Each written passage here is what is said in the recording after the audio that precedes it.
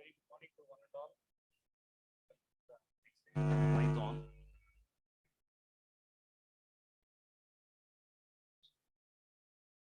So in this session, we are going to get this namespace. In this session, get this namespace and scope and lifetime of the variables in Python. Okay, so namespace, it is a system that has a unique name for each and every object in Python. So an object might be a variable or a method. Python itself maintains a namespace in the form of Python directory. So let us see one example. See here. So in namespace is nothing but it will make sure that in a particular program or in a particular module, there are no duplicate names. All the names are unique. So for example, let us see here.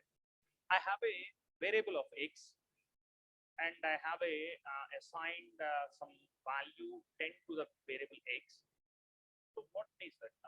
Here, there are two things. For example,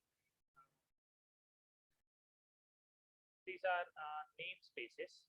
Okay, these are, let us assume it is a namespace and it is an object. Okay, it is a namespace and it is an object.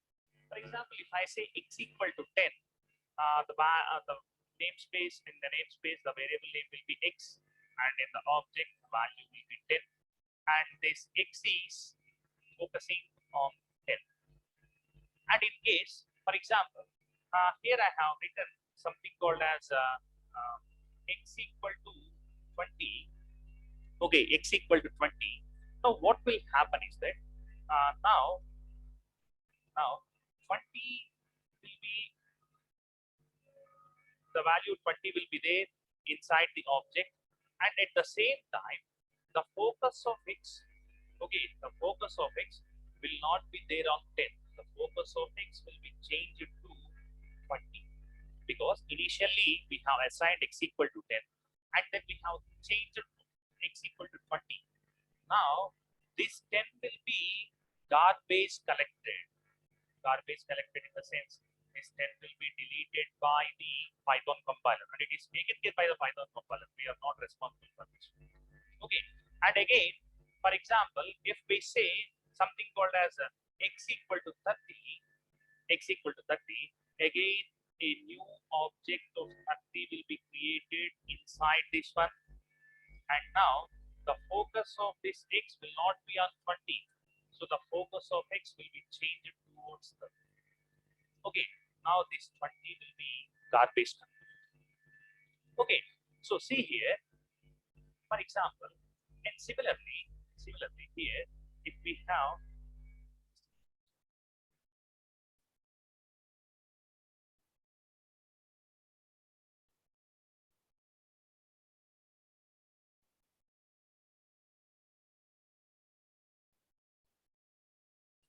okay, for example, if we have x equal to 10, okay, if we have x equal to 10, if it is a namespace and if it is an object, now there will be something called as x here and value 10 here. Okay, x is going to be focused on 10. And now, for example, if I do something here, if I do y equal to x, that means we are assigning the value of x to the variable y. Now a new namespace, that is a new name, will be created here, and the same name will also have a focus on the same value. Okay, we'll also have a focus on the same value. For example, here again, if we do something called as x equal to 20, okay, x equal to 20, now what will happen here is that here a new object 20 will be created. Okay, 20 will be created and x will not have focus on 10. The focus of x will be changed towards 20. And now in the same program, we are not allowed. For example, if we define something called as y equal to 20, now what will happen is that Here, the focus of y will not be on 10. So the focus of y will be changed towards 20. Okay, the focus of y will be changed towards 20. So see here, I'm defining the variable x and y for multiple number of times. Even though I'm defining the variables x and y for multiple number of times, the objects has been changing. Okay, the objects, the values are being changed. First, x is focusing on 10, and then if I do x equal to 20, x is focusing on 20, and y is focusing on 10, and then y is focusing on 20, etc. But if I say x equal to 10, and if I say x equal to 20, okay, x equal to 20, Python compiler is not going to have two names, and Python compiler is not going to focus x on 10 and x on 20. It is not doing so because these two are same names, and if you are writing the same name again with different value, the value is being updated. Okay, so if you write x equal to 10, okay, if you write something called as x equal to 10 and then x equal to 20, the value inside the x is being changed, but it is not creating two variables with the same name x. So it is called as namespace. Okay, namespace in Python will not allow two or more number of variables with the same name. That is called as namespace. So let us have a look at what are the different types of namespaces in Python. So in Python, there are three types of namespaces. Okay, the three types of namespaces. Let us have a look at these three types of namespaces here. So the first type of namespace is that, okay, the first type of namespace is that it is a built-in namespace, built-in namespace. Okay, and then built-in namespace.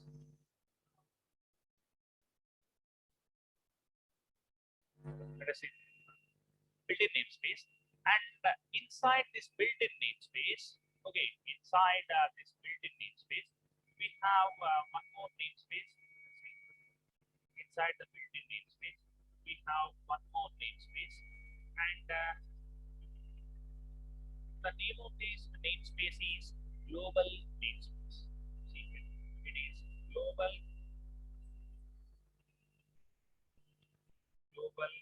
namespace.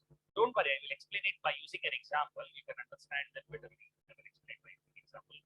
What is a so what is built-in namespace or what is global namespace? And one more thing, and we have one more namespace. Okay, we have one more namespace, and it is called as local namespace. Okay, the name of this one is called as local namespace. So these are the three types of namespaces in Python. Okay, what are the things? Let us have a look at what are the things that comes under built-in namespace and what are the things that comes under global namespace and what are the things that comes under local namespace. So see here, under built-in namespaces, for example, when we want to print something on the output screen, we are going to use a function called as print function. The print function comes under built-in namespace. Or when you want to, for example, there is a string, for example, E is having a string of something called as DCE, and if I want to make the uppercase of the DCE, I can simply call E dot upper, so the DCE will be converted into capital letters. So we can call upper as a built-in namespace. Excellent. So here, the things which comes by default from the Python are called as built-in namespaces. Then let us have a look at what is global namespace and what is local namespace and what are the scope of both namespaces. So for this, I'm going to write a simple program. For example, there is a variable A, and A is having a value of 50. Okay, A is having a value of 50. Here I'm going to define a function. The function name is CSV. And what this function will do is that inside this function, I have a variable B where the value of B is 100. Okay, and inside this one, I have one more function that is Cseai&Ml. Okay, Cseai&Ml, and for this function, okay, for this function, there is a variable called as c, and the value is 1. Okay, you can see here. So here, inside this function, if I can, if I want to print b, I can simply print by using print b. And inside this function, if I want to print c, I can simply print by using print c. Okay. Similarly, if I run the code, I'm going to get 100 and okay. All the function. So if I call CSC, okay, if I call CSC, it is going to print 100. And similarly, if I call AML, it is going to print 100. And similarly, at the same time, here along with the variable b, we are allowed to access the variable a also. Okay, we are allowed to access the variable a also. You can see here, if we run the code, we are not getting any mistakes, means we can access the variable a. And at the same time, what happens if I access the variable c here? So if I access the variable c here, and if I run the code, okay, if I run the code, we may get an error because c was not inside this CSC.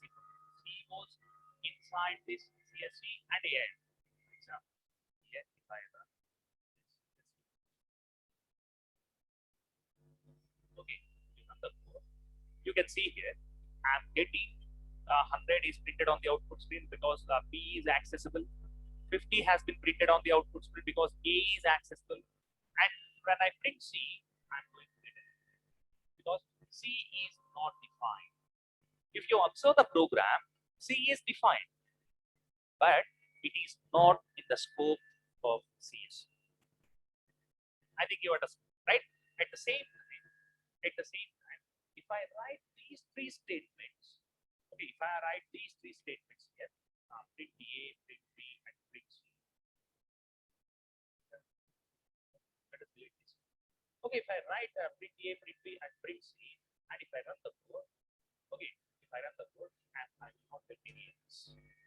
So here, if you observe the program, A is under global scope. A is under global scope. Global scope means we can have access of variable A in any part of the program. And B is under local scope. So we can access the variable B. Okay, we can access the variable B only when we are in a function, CS. Okay, at the same time, C is having nested global scope. Nested local scope. C is having nested local scope. Okay, so this is all about what is a global scope or what is a global namespace, what is a local namespace. Okay, previously we have studied that there are three types of namespaces. The first one is built-in namespace. Okay, built-in namespace. Second one is a global namespace. Okay, and the third one is that local namespace. So built-in namespace means the things which comes under along with the language, and the global means the things we define globally, and local means the things we define locally. So in the program, A comes under global namespace, whereas B comes under local namespace, whereas C comes under, there is one more thing called a nested local namespace. So here in this part, okay, in this part, we are allowed to access A and B. C will not be accessed because C comes under nested local. And here we are allowed to access A and B and C because A is global, B is local, and at the same time B can be accessed here because it is part of CSC. Okay, it is part of CSC. At the same time, C is local. So all the things can be accessed inside this. So this is all about namespaces. So please remember that namespace allows the programmer to have the names unique. Unique means if you give one name, you cannot use the same name. Okay. So and along with this, in today's session, we are going to see the next topic, modules in Python. So let us have a look at what is a module and how we can make modules in Python. Okay, how we can make modules in Python and what is the use of these modules. See here, a module in Python. Okay, a module in Python is a file. Okay, a module is a file.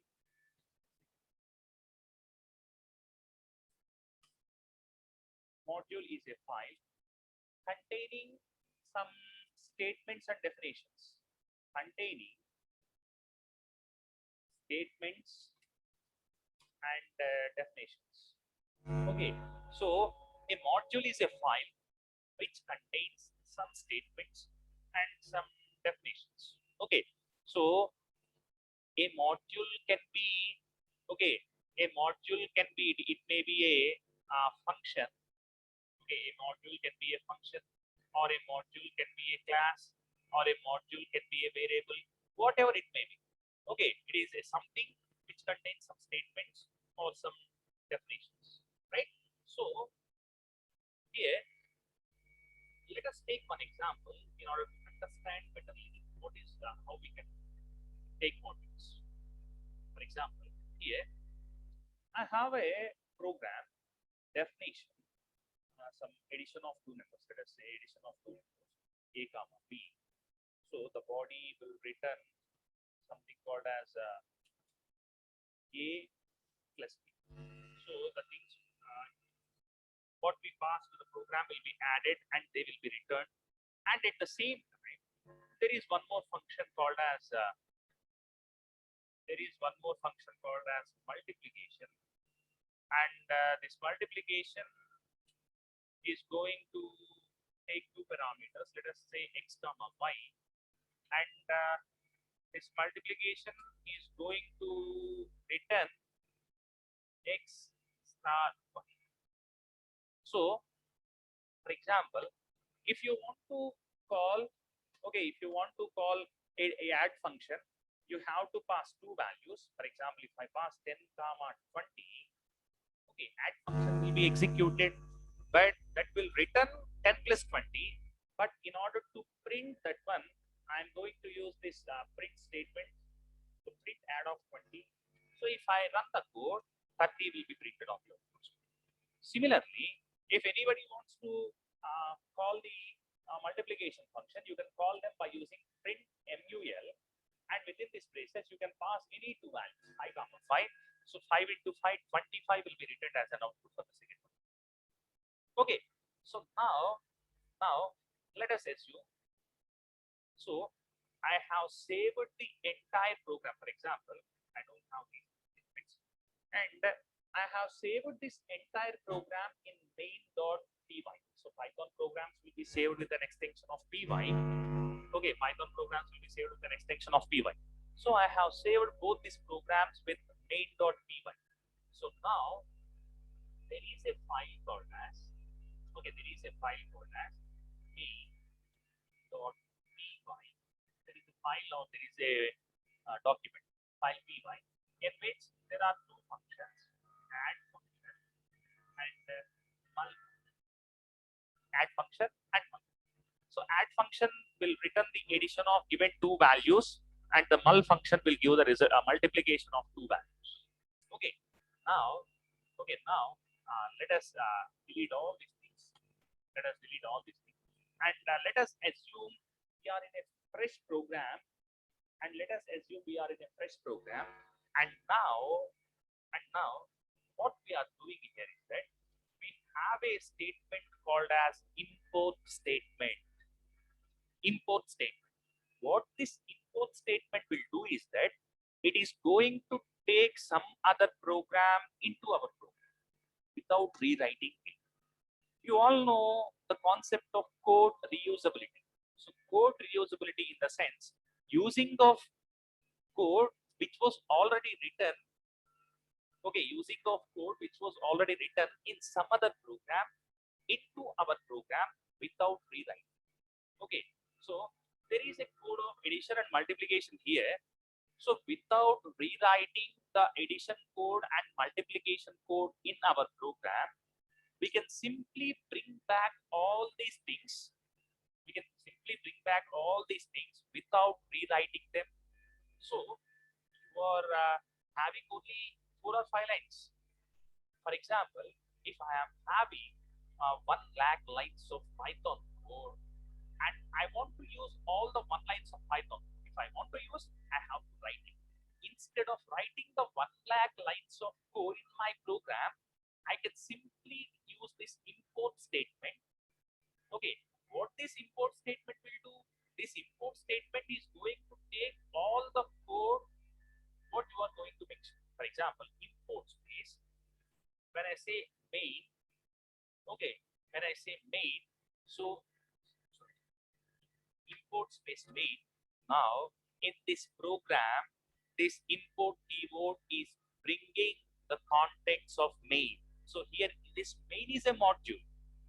This main is a module. In order to bring the module into our program, we are going to use this import keyword. So when we say import main, that main module is in our program. And when you say something called as print, okay, print. So here, when I say print and when I pass 2 values, and when I run the code, 3 will be printed on the output. If you observe the program, we don't write any code for addition. We don't write any code for multiplication, but still we are able to use add function. We are able to use multiplication function because that add function and multiplication function are stored in, okay, this add function and multiplication function. Okay, this add function and multiplication function are stored in a main module, and we are getting that main module into our program by using a keyword called as import. So this concept is called as code reusability, and the things where we store is called as a module. Okay, and similarly, there is one more statement called as from. There is one more statement called as from. So see here, when I say import main, all the functionalities of the main method has been imported.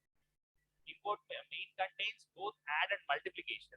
When I say import main, addition and multiplication, both we can use in our program. But there is one thing called as from keyword. Okay, from keyword. What this from keyword will do is that we are saying from main, okay, from main import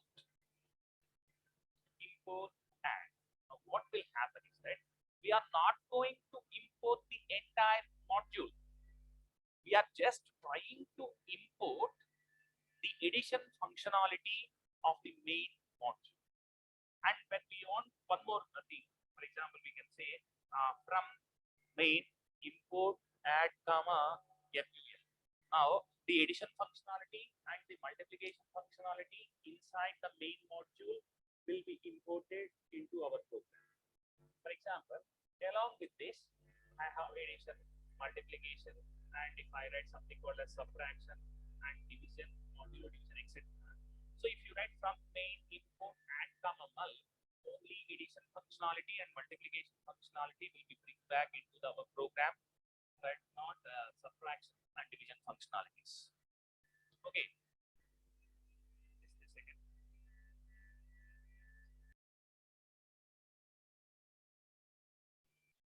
Sorry for the delay. So when we use this from keyboard, we are telling the Python compiler to bring from main to import the addition and multiplication functionality. So if you observe the main, it is having 4 functionalities. Among the 4, we are only bringing 2 functionalities. At the same time, we are having one more statement called as import. Okay, import sum. So whenever observe star in this statement, that means we are telling the Python compiler to import all the functionalities. So when we say star, it is going to import all the functionalities. Okay, so see here. Okay, so this is how a module can be created, and this is how a module can be used in our program. And we can have any number of functionalities inside a module, and we can import needed functionalities into a program. At the same time, we can import all the functionalities into. Okay, so with this, I'm going to close today's session, and in tomorrow's session, we will continue with some of the important things regarding modules, and if possible, we can also go for with examples. Okay, and if anyone is having the doubt so far, you can raise your hands. So in today's session, we have started learning about the namespaces and then scope and lifetime of a variables in Python, and then we have started discussing about module. So how we can create a module and how modules can be used in other programs, and how to take some only few functionalities from the modules into other programs, and at the same time how to take all the functionalities of a module into the program. Okay, so please remember the name of code reusability. It is one of the important concepts in object-oriented programming languages.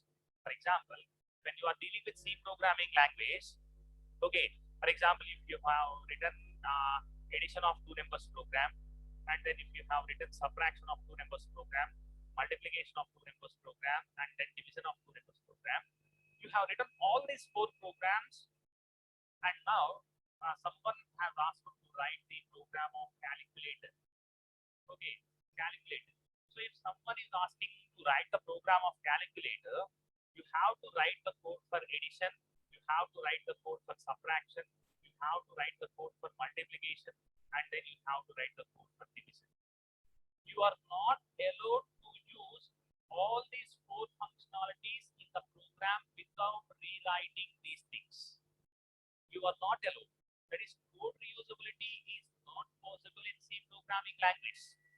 But at the same time, if you write all these things in Python, okay, if you write all these things instead of C, if you write all these things in Python, if somebody asks to write about calculator program, you can simply write import add.